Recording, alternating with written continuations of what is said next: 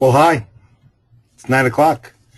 It is Wednesday, November 5th, I believe, and hope your candidates were elected, those that you wanted to have elected, and all your referendums came out the way you wanted them to. This is the AAIP, the American Association of Independent Periodontists. I'm Dr. Lee Sheldon. Thanks for joining us.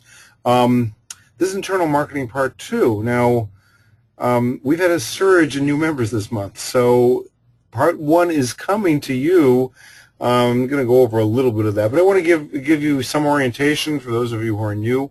You know why you've joined. You know what the American Association of Independent Periodontists is all about, and it is to recreate the periodontal practice. Now, I want some of you, people who have been with us since June 4th, know this, but you new people need to understand my orientation. My orientation is that I'm a dentist.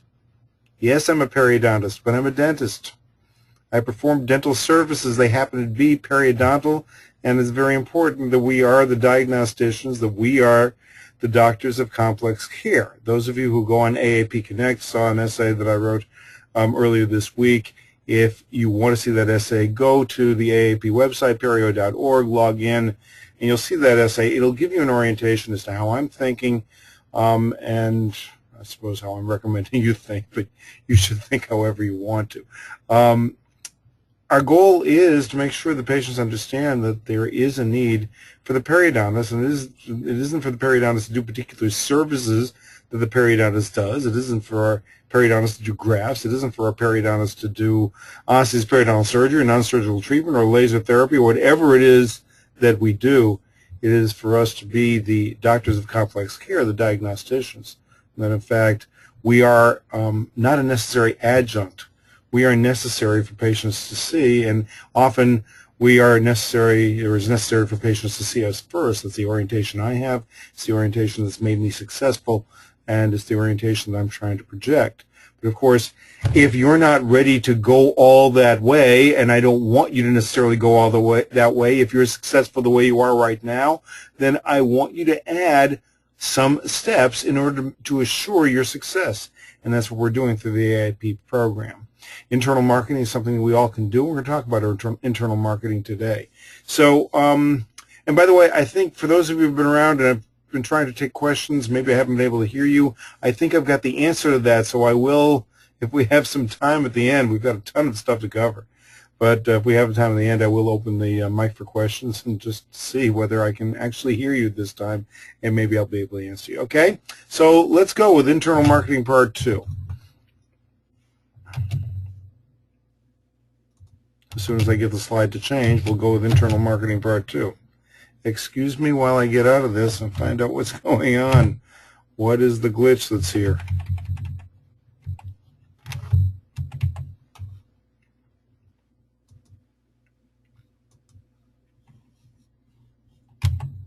There we go. All right, let's see what we can do to make this work again. There we go. Okay, so in the first internal marketing, we talked about the importance of content.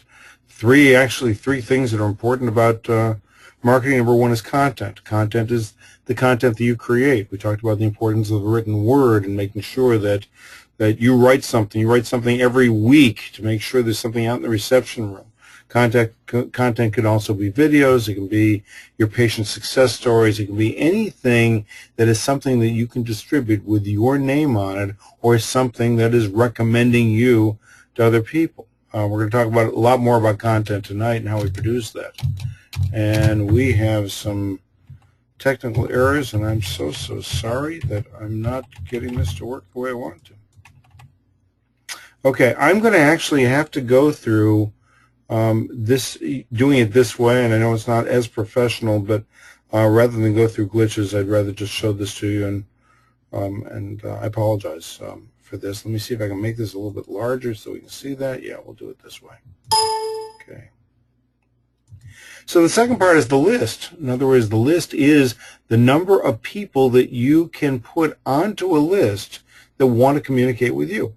Okay, that means anybody who has called you for any service is somebody that should be on the list. Anybody who's called you who doesn't get a service should be on the list. These are people who've who have been interested enough to call you. It should include your patients, both your old patients as well as your current patients. The larger the list, the better. You're looking for a list of people who are interested in you. How do you get people on a list? And I think I answered this question last time. Of course, if you have your patients, you're getting their names, their addresses, and email addresses. That's essential. But what happens to a patient who calls? What do you do with the patient who calls and the patient isn't ready to schedule? How do you get that person's name and email address? And it's very simple. You can say, Doctor, your receptionist can say, my doctor has written an article on that particular subject. Can I get your name and address, and I can get that out to you? Or can I get your email address, and we'll email that out to you? These days, probably email is a little bit cheaper. It's better, and we use email newsletters a lot. So that's how you capture the address. Okay? How do you capture the phone number? The way you capture the phone number is very simple. Your receptionist says, could I have your phone number just in case we get cut off? Very simple. Okay? So these are little tricks that we can use, and you can use, your receptionist can use in order to be able to get that accomplished. Third thing is distribution. Once you have that list and once you have that content, then it's a matter of getting that content out there, and get that content out there in whatever fashion you can, whether it's by phone call, by email, by direct mail, however you choose to do so. And I'm going to give you some ways of doing that tonight. Okay? So the content that we've talked about so far is the success story, photographs, and Google reviews. And we've done a whole program on Google reviews formally. So you know that. We talked about the success story last time. The success story the success story is one that you might find a little bit difficult to get. So I'm going to show. Oh, gee. Okay. We're going to have to show you how to do that. Well, how do you do that? You create an event. You create an event. Well, how do you create an event within a dental office? Well, you can create an event anywhere, can't you? So I'm going to go over this, and I happen to be speaking to a great group of people over the weekend up in Charlotte, North Carolina, the board of the North American Society of Periodontists. And guys, I know you're on the call, and I really appreciate your inviting Eleanor and Danielle and me, and we had a great time with you. So so I rehearsed, and I gave them an event. So I'm trying to recreate an event. So let's assume that your patient has finished up. Let's assume they finished up dental implant therapy, because that's where our events occur in our office. They've completed dental implant therapy. You're in that final visit where you're checking margins, you're checking to make sure there's no cement below the gum line, you're checking occlusion, you're checking all the things you know how to check. That's ordinarily a rush in, rush out visit. I'll see and recall. No, that's not what you wanted to do. This is an event. The patient has completed dental implant therapy. It's a big deal. And it's a big deal to the patient, and we've got to make it into a big deal too. So here's how we make it into a big deal.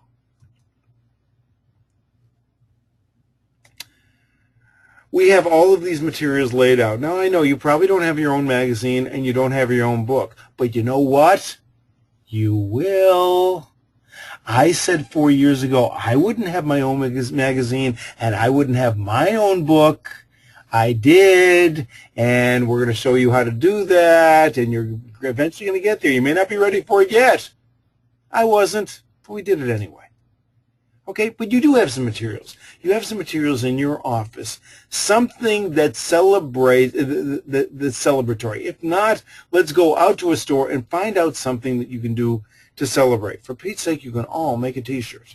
Everybody can get a T-shirt. Now, maybe you're not as bold to create a T-shirt that I have, that I do for my staff, or not for my staff, for my patients. The female version is this one. Bet you can't tell which one's an implant. The male version is, let's see. If you show me your implants, I'll show you mine. Yeah, I know. It's so risque. It's so unprofessional. Patients love it. They love it. They love it. I've never had anybody look at me strange. Well, everybody looks at me strangely. You probably do too. But then again, that's why you're members of the AIP, isn't it? So, listen, you can get out materials. But also what's there is, you see that? That's the success story. Here is the form on how to do Google reviews. Here is a business card. Here is the Viva cards that we use for referrals. Here is a solid bite pen. You can all go to National Pen and get a pen for 30 cents a piece, and you can have a pen you're giving out, and then, of course, there's the book. So how do we do this? So make believe you're a patient, okay? And you're a patient, and your name is, okay, Joe. All right, Joe, you just completed dental implant therapy. You know what? Do you know that we have a special presentation? There's a graduation ceremony for dental implant therapy. And yes, I might, if I'm in the mood, sing the graduation march. Da, da, da, da, da, da. Yeah, I do that. I really do that in the operatory. Get everything light. You don't think people will laugh at you if you start singing?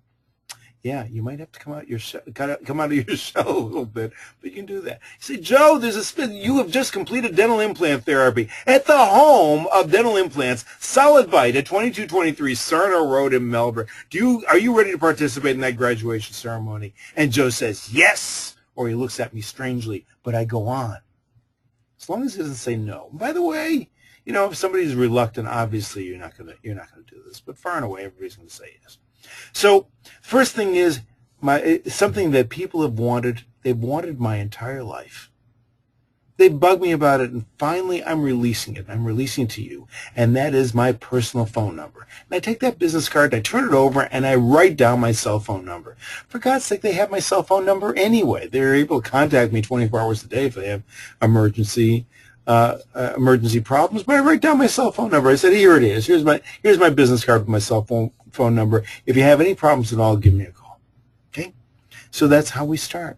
The next thing is our famous Solid Bite pen. This is a collector's item, and it is yours, Joe. It is yours to keep. Next thing, there are many patients, and I'm serious now, there are many patients who really want to know who they should go for dental implant therapy. And so we've made up this magazine, and if you'd be so kind as to show this magazine to others, we'll promise you they'll get the same treatment that you have. And in addition, we have a charitable giving campaign. Most people come in to our office. They come in off unreferred. When they come in off unreferred, they have to pay anywhere from $79 up to $224 for examination. But if you refer the patient, then they're eligible to donate instead to the charitable giving campaign. And for $50 donated to one of the 8 charities in our charitable giving campaign, they'll get full examination, x-rays, CT scan, the same thing you got. So by your referring them, you can actually do them a favor. And I then give them a copy of my book. Now, the next part is this, and let me go back. So the next part is this. So Google reviews are really, really important. Do you have a Gmail account? And most people do have a Gmail account. You can do a Google review if you're so inclined. You can do a Google review. And let me just give you this piece of paper. Is this piece of paper right here, okay, which essentially gives all the instructions on how to write a Google review. Those of you who've been members of the AIP or have paid your yearly dues have already gotten a copy of this. Both those of you paying monthly and you're just starting now, of course you don't have that, but this is the way to encourage you to become yearly members so you have all the materials that have led up to now. So how to do a Google review, and essentially they can then write a Google review for you. Now, we cannot give kickbacks in this state, nor can we in most cases, kickbacks for referrals. But I do offer, if a patient writes a Google review, I actually pay for half of their next prophylaxis visit if they write a good Google review for you or for us. And so we do encourage them that way. The next part is a success story. Success stories we use in a number of different ways. And we ask them if they'd like to write a success story, and if they would, then they do. We can't force them to do that. And of course, it's better for them to write the success story here than for them to write the success story once they go home. Some of them say, I'd like to think about it, and they write something very, very nice when they go home. You would like them to write it here because out of sight, out of mind type of thing, but by all means, whatever they allow you to do, or whatever they're willing to do, that's great. And at the bottom of the success story form, there's a place that says, "May we publish this?" And they have a checkbox that says yes or no. If they check yes, then of course that opens the door to using that success story on your website, in your magazine, or in any other promotional material that's presented. And then finally, Joe, we have the Solid Bite T-shirt, or let's say Josephine. Finally, Josephine, we have the Solid Bite T-shirt. It's something that people have wanted, and that's the only reason they really come in here for dental implants, is not for our expertise, not for the work that we do. No, they come in for the T-shirt. And I hold up the back of the T-shirt, which says Solid Bite, and then I show them the front of the T-shirt, which they haven't seen before. It gets a good laugh. And then the next step is we drape that T-shirt over them, like that. And so we ask, would you mind if you take a picture, and we take a picture of that patient with the T-shirt, not holding up the T-shirt, it's just draped over them, and I'm next to them, and you've seen the results of those pictures. I'm next to them, I'm smiling, the patient's smiling, and of course those become the pictures that are used in that picture frame that we have in our financial arrangements room, that electronic picture frame that we get from Amazon for $150, with picture after picture of smiling faces along with me, or along with my son, or both of us. Picture after picture after picture, while patients are deciding whether to accept treatment, how much treatment to accept. All they're seeing behind Laura's shoulders when she's making those financial arrangements is that picture frame with smile after smile after smile. So you see, you can capture all this data and just keep it light, keep it fun, keep the tone level high, and patients will certainly be willing to participate. So all of us need to come out of our shells a little bit. Maybe I've done a little bit more than most, but you can do that too. And I'm going to show you some other ways to come out of your shell as well. So celebrate, create an event, and you'll get the data that you'll need. You'll get those success stories. You'll get those pictures. You'll even get some videos, some patient testimonial videos this way. And you can use them on your website or in a number of different places. So let me show you how that might be used. So this was done by Courtney, who's our lead dental assistant. Courtney did this at night. I have a great staff. I probably have the best. I know we all have good staffs. I have the best staff.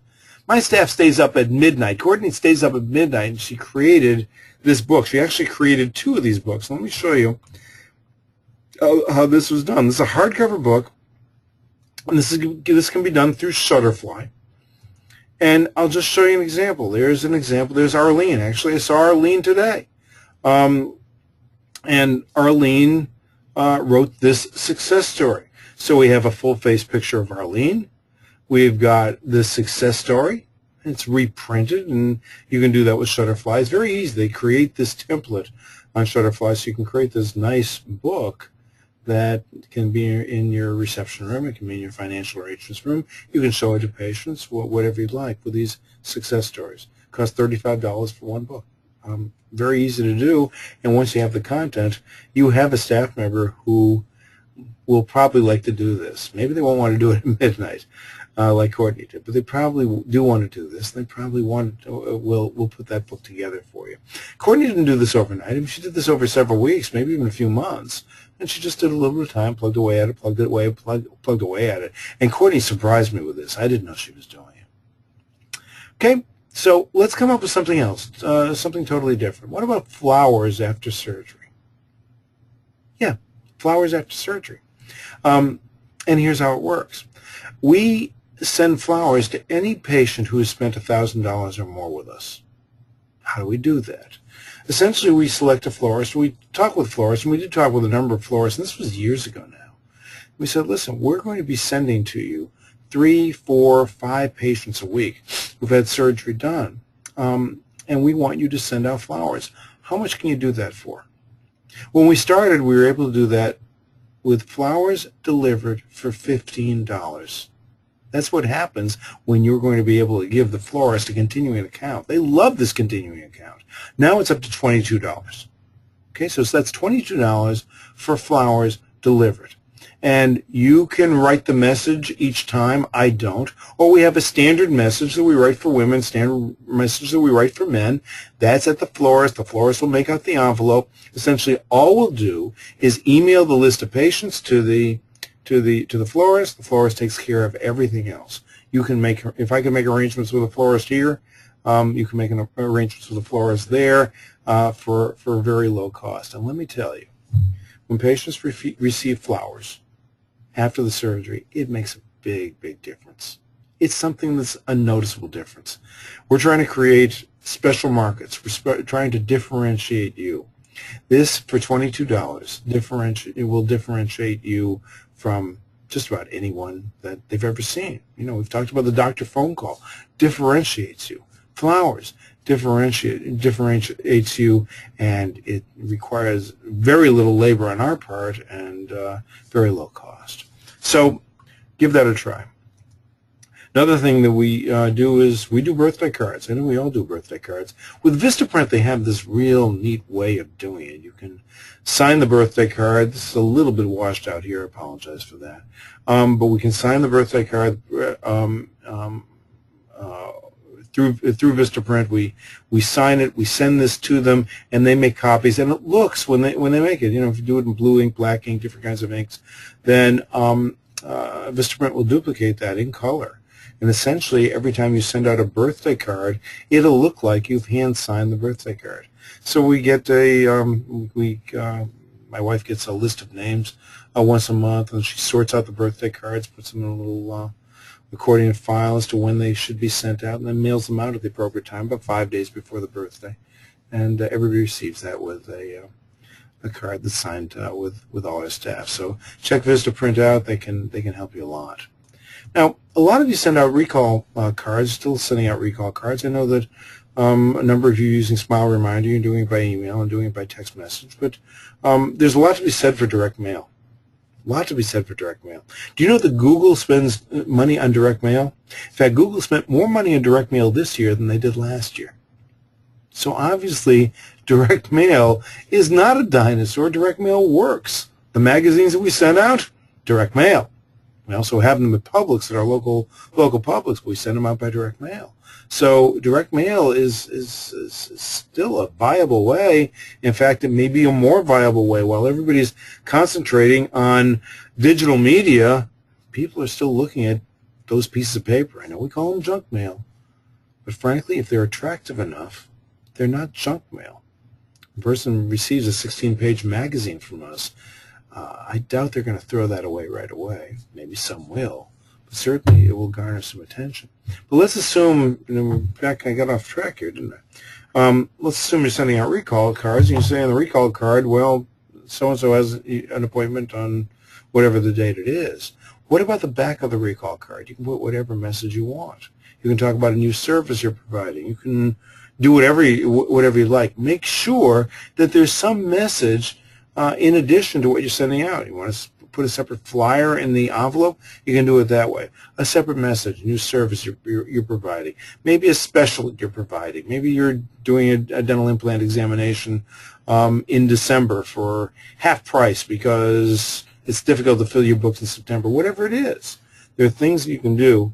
Maybe you're doing sleep apnea. Maybe you just bought a perioscope. Maybe you bought a laser. Whatever it is that you've done, you can put that in this particular, with the recall card, and very cheaply you're getting the message out, letting people know that in fact you're doing that service. You're saying, well, that's already my patient. Yeah, but does that patient know other patients? You know, make sure they know, and they know what you're doing. This is one way you can do it without spending any money at all. Now, we talked about booklets last time, and I created my own booklets. Now, the one on the right is one that I did myself. Okay, I went to PowerPoint and I just put this together. What you don't know about your gums. Okay, a picture of our staff at that time, and this was cut and paste from the stationery we were using at that time. We don't use that stationery anymore. Let me go back. you can put this booklet together. You can either have these booklets compiled, you can have them put together at Staples, or you can buy a binding machine for like $350. We have that comb binding, and somebody can do that for you at the office. Eleanor does that at home. While she's watching TV or whatever she's doing, she'll put these booklets together. And so we have 3 booklets that we use now. One is the solid bite booklet, which is for dental implants, and this cover was professionally done. You can see staff, and you can see some happy patients. This was done by a graphic artist. This one was done by me. And you can have this in your reception room. Let me show you the gum booklet. So here's the gum booklet, and you'll see that here's the cover, and then we just put together content. How do you get your content? You just write what you like, what you want people to know about gum disease. And you just write it. Have somebody else edit it for you if you're not as good a writer as you'd like to be. And you're writing 12, 14 pages about different aspects of periodontics, whether we're talking about gingivitis, whether we're talking about the progression of periodontal disease. You can have an artist draw some pictures. We drew some pictures in ours showing what happens with the progression of periodontal disease. We all know the picture of the tooth with the bone and the periodontal ligament, and plaque accumulates around the gum line, and calculus goes below, and pockets and all that type of thing. You can draw that, or you can hire a graphic artist to draw that for you, just using some diagrams that you could probably get off the internet or get out of a textbook anyway. And you put together a booklet. Okay, now that's how we do that booklet. Now the solid bite booklet, I got pretty good with PowerPoint. I actually did these graphics myself. In fact, I've done all the graphics in my books. And by the way, I'm no great artist. I'm just not. I'll tell you a story sometime about what my 7th grade art teacher told my mother. Anyway, but we're able to put this together and put this together very well and very easily. Yes, it took me some time at night. Yes, I was in front of the computer for a half hour, an hour at a time, and it probably took me 2 or 3 weeks to put this book together, but we were able to get this booklet together. Once you have that booklet, this booklet is golden.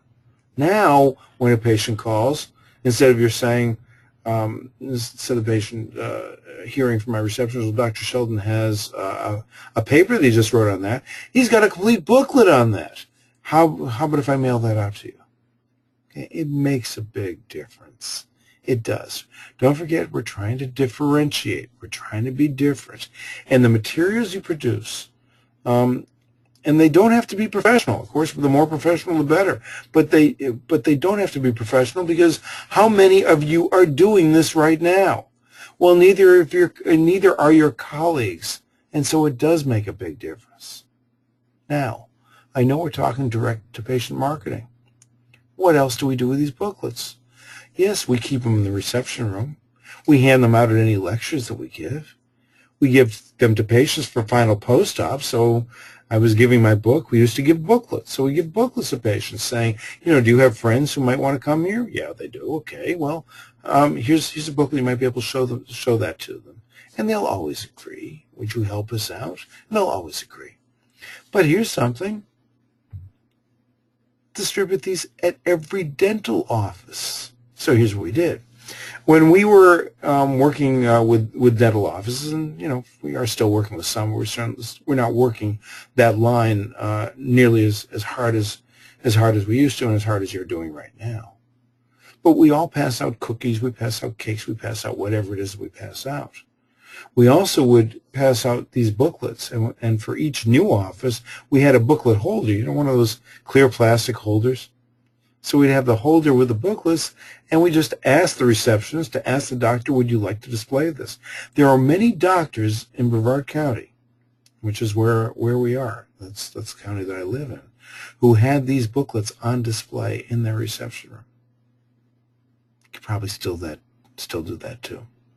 So, they're looking for material. You're a non-competing person, at least when it comes to periodontal disease, certainly, and even dental implants for many. You can pass out these booklets. So give that a try. See how well that works for you. Okay, so once you've got a booklet, well, let's graduate to a book.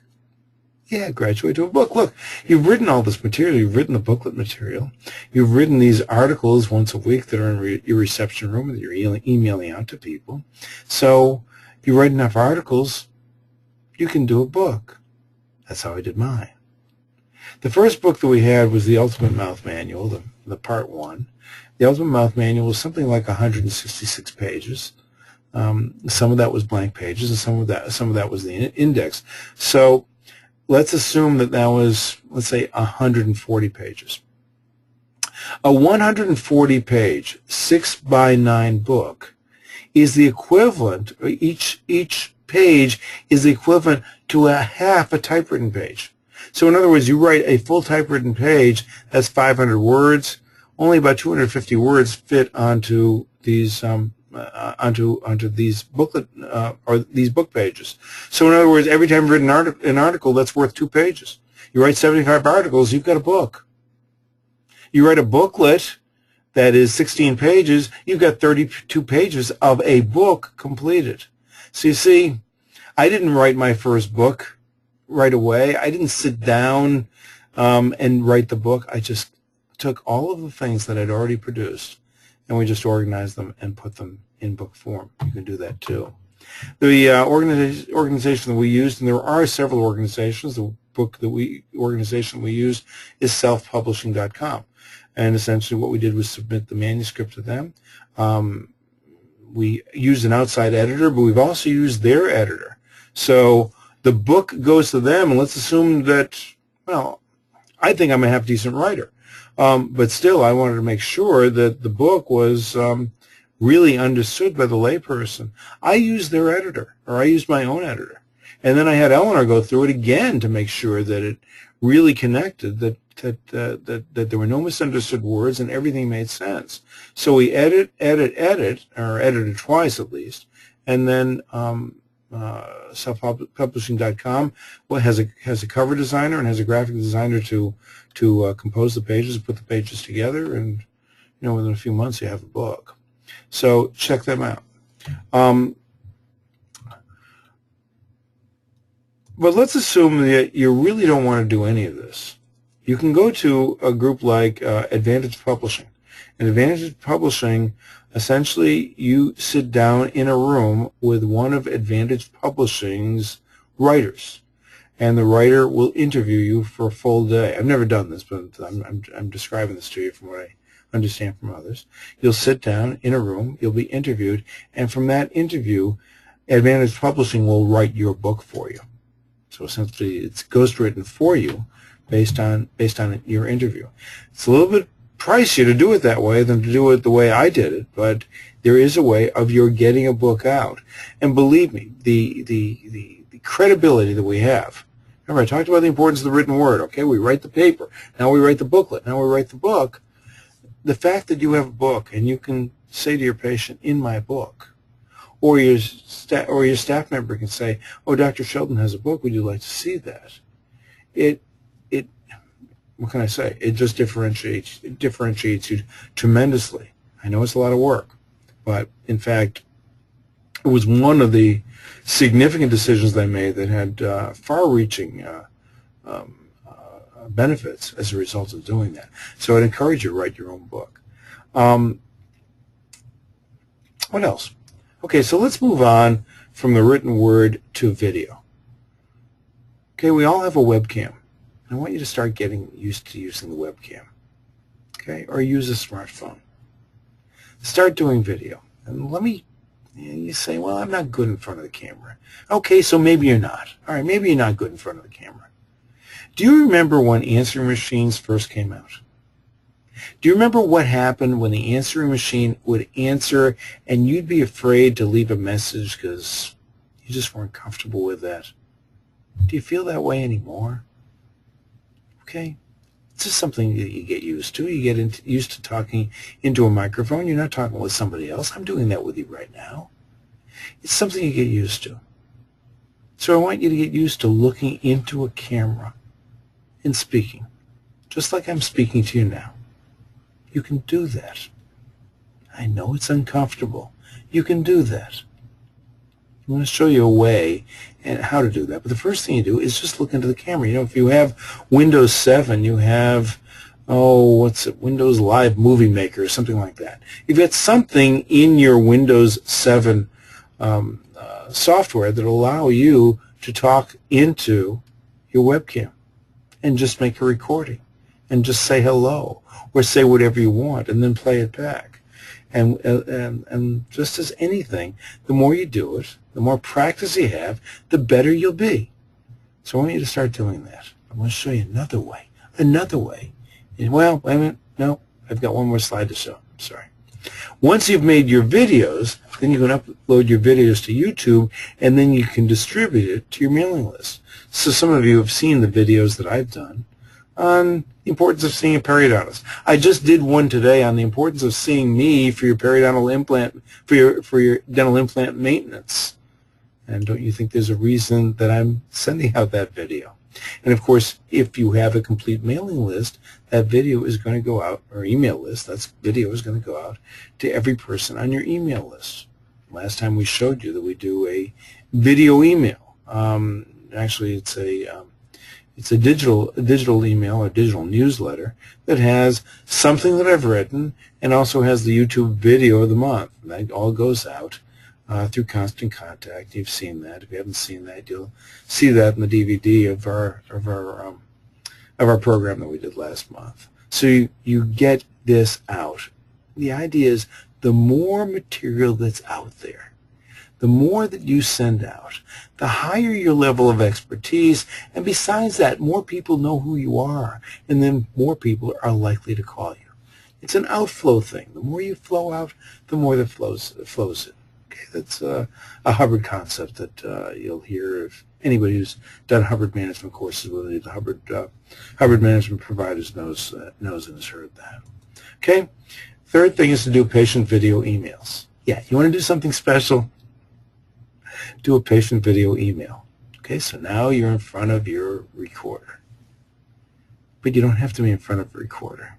You can go to eyejot.com, E-Y-E-J-O-T. I'm sure you can see it. But if you can't, EYEJOT.com. And this is an online video email service.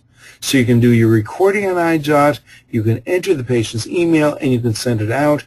And as long as your recording is, I think, 5 minutes or less, the whole thing is free. If you want to get your fancy, you want to get some graphics in there, you want to get your logos in there and things like that, well, you can pay for a service, and it's really not that expensive. But you can do this for free. Imagine a patient getting a video email from you. Let's say it's a new patient. You've made your new patient call. And you say, you know, it was really nice talking with you. I look forward to seeing you next Monday.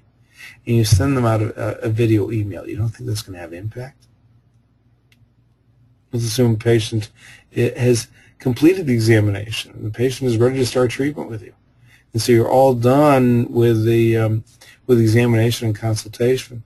You send them an email saying, you know, Belinda, it was really nice seeing you today. I really look forward to working with you, and I anticipate that we're going to have a great result. If you have any questions, just give us a call. And they just receive that video email from you. You differentiate yourself. Who else does that? You got the idea. Good. All right. Now, let's go a little bit farther than that with video. What about if you hired a videographer? You have videographers in your town, you know, figure the city, obviously, the more the videographers. We've used 3 different videographers in Melbourne, Florida, which is a town of, well, our south part of the county is about 250,000 people. We've had some good videographers here. Why would you use a videographer? When you're sending out your package, you know, the patient is called for the appointment, and you're sending out this, what I call the shock and awe package, which is an overused term, I know, which has our book and has our booklets and has the medical history form, and it has perhaps a DVD or a DVD of us. The DVD is a DVD of our office. This was done professionally by a videographer. It was done in our area. I think it was done by Bob Krisak or Andrew Summer. But essentially what they do is take a video of the flow of your office, you know, who you're going to see at the front desk and who you're going to see at the in the operatory, and what the operatory looks like, and we'll go over some of the technology. You'll write the script, or you'll get some help with having somebody write you the script. So the whole thing, the whole total length of that is something like 5 minutes, 7 minutes, no more than that. And the videographer will go around the office and will then put it together based on the script. You'll have to call a few patients in who will pose on that day. Most patients are very, very willing to do that. You want to sweeten the pot by giving them something, give them free cleaning, whatever is that you'd like to do, by all means do that. Essentially, that's scheduled all in one day. All the video is done in one day. You've had the script in advance, so you know, and the videographer knows what shots need to be taken, and then you take it. Then you have a person do the voiceover, and there are plenty of professional voiceover people in your area that you can probably hire for $200, $300, something like that, probably even less, in order to be able to do the voiceover of your video. And there you have it. The videographer, a good videographer, will be able to arrange all of the talent for you. The videographer would only ask you to bring the patients into the office, the staff into the office, so that they can take good video. Now, a videographer requires good lighting. You want to make sure that the lighting is real good. So you want to make sure it's somebody who is professional doing this. It's not somebody who's doing a handheld camera. It's something where the lights are set up because you need to be illuminated in order to be able to make this pop and make it look good for patients to see. We're trying to impress the patients. You can probably put the whole video together for probably less than $2,000, and then you make copies of it, and you just perpetually make copies. We haven't changed our video. I think we probably made it 7, 8, 9 years ago. We still use the same video and send it out to our new patients. Okay, so that's what a good videographer will do for you. Now, you can also create your own mini video studio. Okay, you don't have to start that way. I'm asking you to start with a webcam. But you can also go out to Best Buy. I told you to do that last week, or go out to whatever, Staples, or whatever, Walmart, whatever store it turns you on, and buy a good video camera. And that way you can produce more professional videos that are going out on YouTube. But you can take it a step further. So this is the original video camera we bought, and then we set up some lighting, which was relatively inexpensive, and we bought an iMac, which is probably $1,200, $1,300, and we bought this screen, the same screen you see behind me now. You don't really want to see what's behind there now. We've got desks and the typical mess that you would see in the back office, which is where I sit. But you can buy this screen. You can buy this screen any place, this type of a screen. And all of a sudden, you now have a professional video. You'll need to have somebody help you with that. A good videographer will be able to help you set up your own in-office studio. It doesn't cost that much to do it. And the audio is so much better than what you can get off of the top of the camera that it may be something that's worthwhile doing. Okay. Boy, that was a lot. And I know you're taking notes, and if you're not taking notes, you're going to receive this DVD, so you'll be able to take notes. There's an awful lot of material here, I know. But one thing that I talked to you about, or that I put into the program, was how you should and could create a niche market for yourself within your practice. How do we do that? I'll tell you how we've done that. Number one, I bought the Perioscope when it first came out. Perioscope, most of you know, is a tiny camera, a little camera that goes down into the pocket, and you clean out the clean the root surface off. And there are others of us. Mark Weingarten is on this program right now, and both Mark and I will tell you that we've almost completely eliminated the need for periodontal surgery. And of course, the Perioscope is relatively rare, so it's a niche, okay? And therefore, you have your particular niche. I use the Perioscope. We can do this non-surgically, and we can take care of you non-surgically. In fact, both Mark and I have similar experiences. Most of our chronic perio patients are being seen by our hygienists, and we're not maintaining big pockets. These pockets to clean up very well. We also spend a lot of time with them on nutrition and the basic things that we should do with systemic health, because we know the relationship between periodontal disease and systemic disease. And so we spend time with our patients, with oral hygiene, and talking about nutrition. We talked about nutritional supplements to you before. We use Juice Plus, which has 31 peer-reviewed studies in the medical literature showing its effectiveness. They have healing studies in plastic surgery. They have everything that would show that antioxidants are really important and that in fact it does provide antioxidants and reduces free radicals tremendously through urine studies.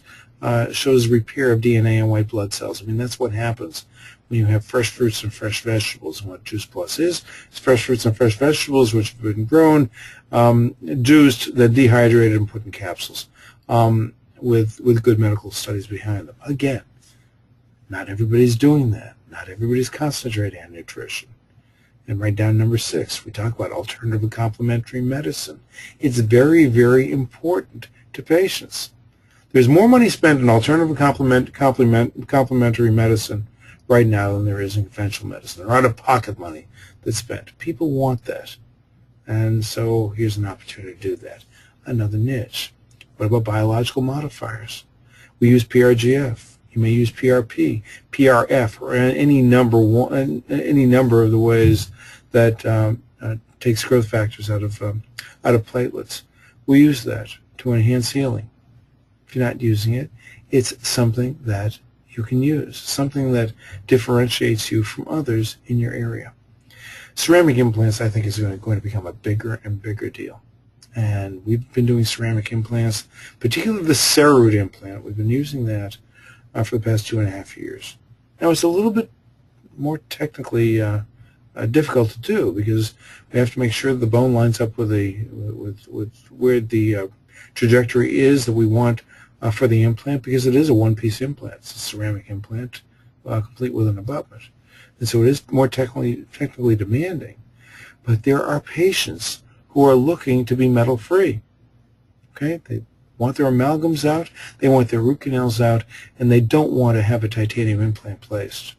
There are more and more patients that want that. I just had patients call me from Miami. Now, Miami is 170 miles away, and we've got this woman and her sister are coming up from Miami for me to do an examination because they want the CeraRoot implant.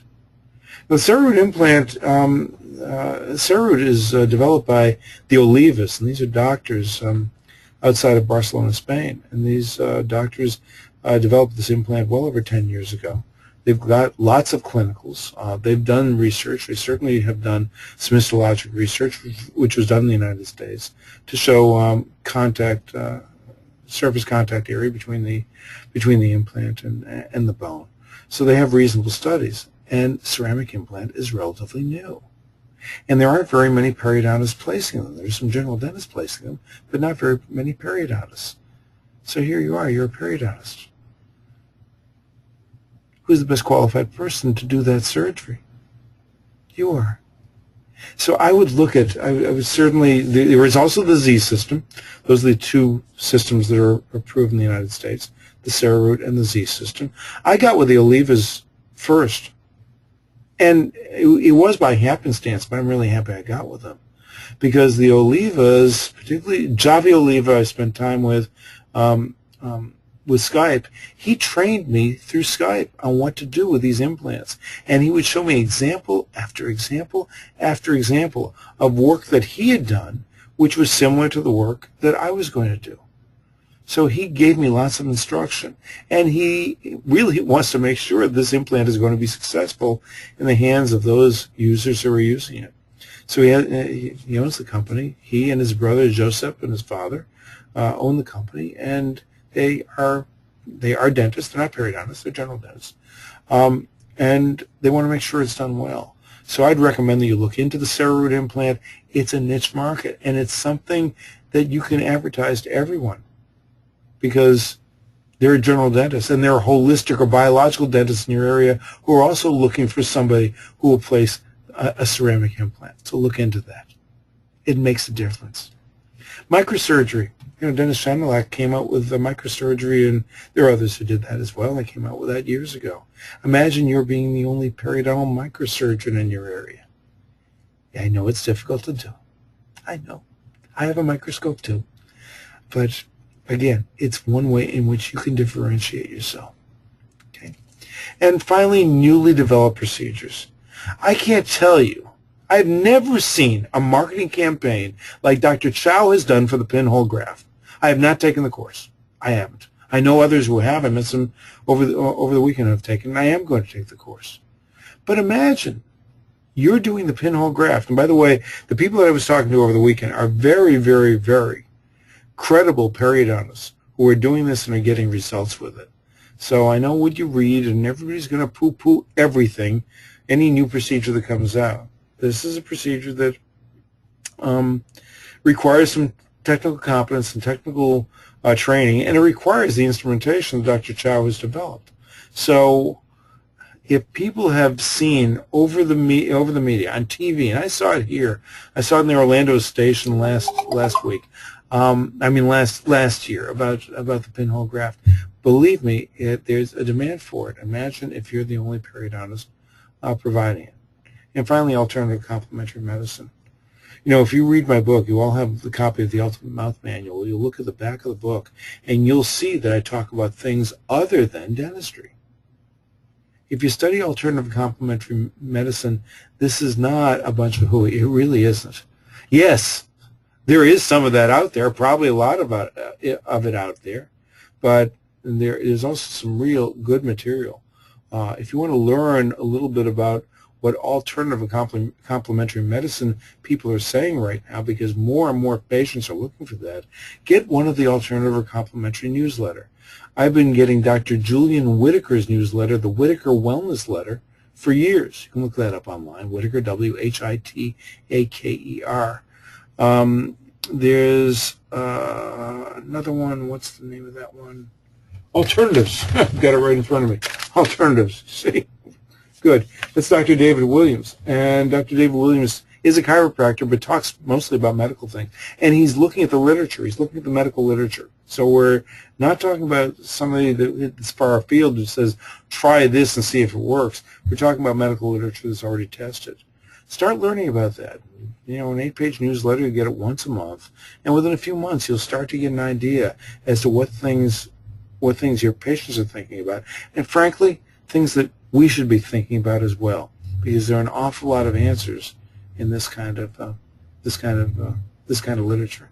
So for a $45 subscription for a one-year newsletter, I think it'd definitely be worthwhile. All right, it is 9:51. Is that right? Boy, we've covered a lot of material. Now I'm going to try some things. I'm going to see if there are any questions, and if there are, just raise your hand, and I'll see if I can get you to speak. So is there anybody? I'm scrolling through you right now. Anybody have any questions, any comments? I've got Dr. Kane. Let me see if I can unmute you. Okay, Robert, can you hear me? Let me see if I can hear you.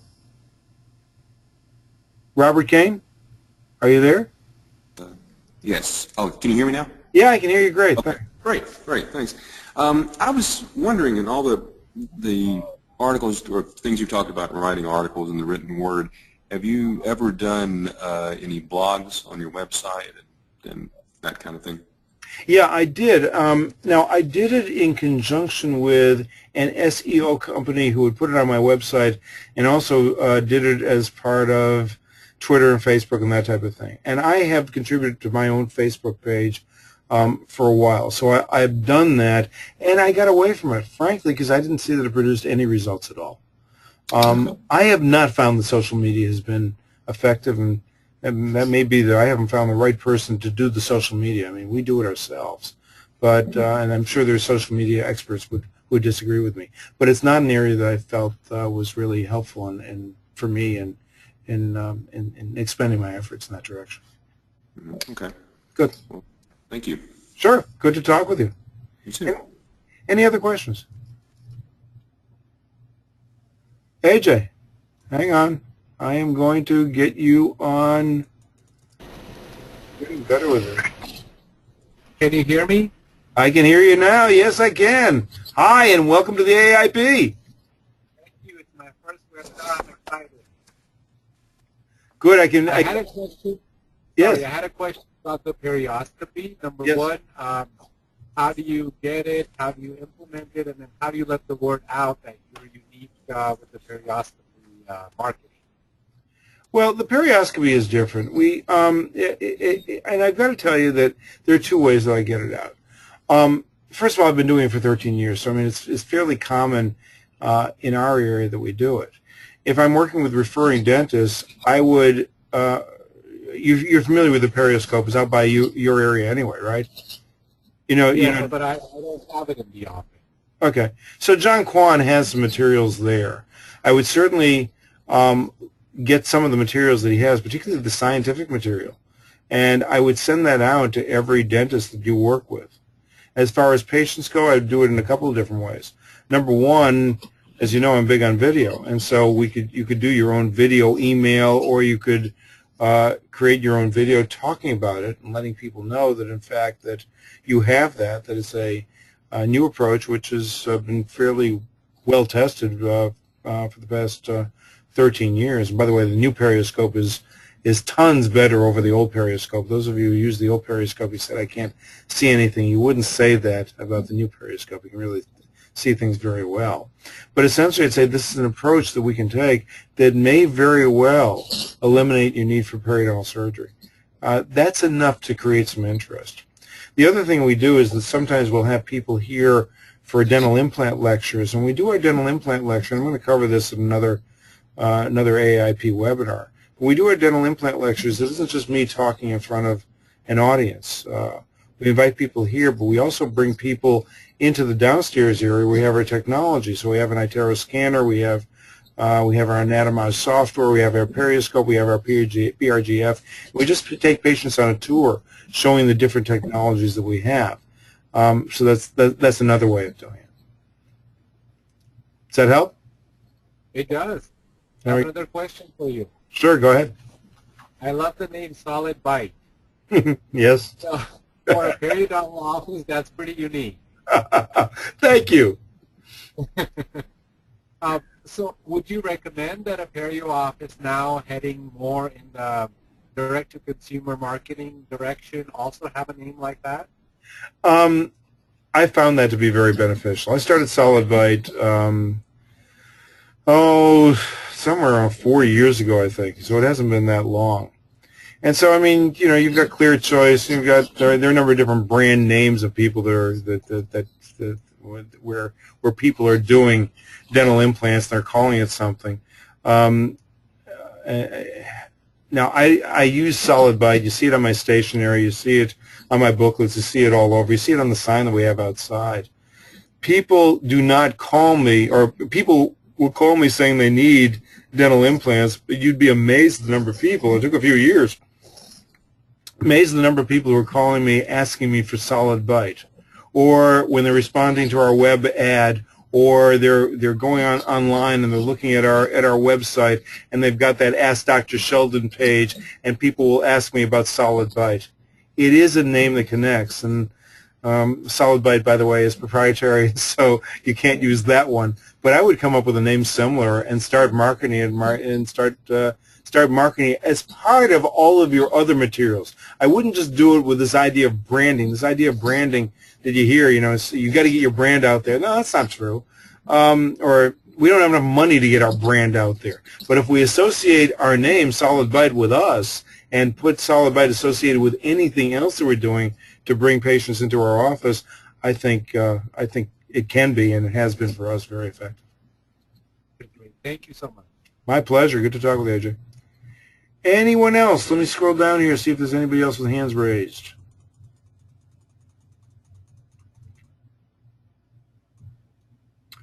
No, I don't see anybody else, so I think we're going to call it an evening.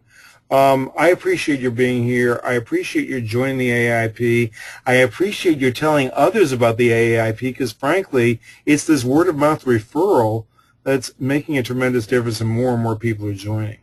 The AIP doesn't have a political bent to it, but you're going to see that I'm going to be taking some political stands simply because we need to drive ourselves, and as periodontists, we need to market ourselves for what we can do. And by the way, when you saw those pictures of those smiling faces, in some of those patients we did the implant in our own restorative, because you know my son is working with me, and I've had other general dentists working with me in the past. But don't forget, for the first 7 years, I was marketing myself, and I was referring those patients that we saw for complex care out to general dentists and prosthodontists. And so they began with us. They began with us, and I was able to supervise the care. When the patients come back and they have that smile, you created that foundation for that smile. Sometimes you created that smile yourself because you reconstructed the gingiva. You put in the dental implants. You did the crown lengthening. Whatever it was that you did, you were the one that created the environment that patient could succeed. Take pictures of that. Be proud of that. Let people know you can do that. Thanks for joining us on the AIP. I'll see you next month.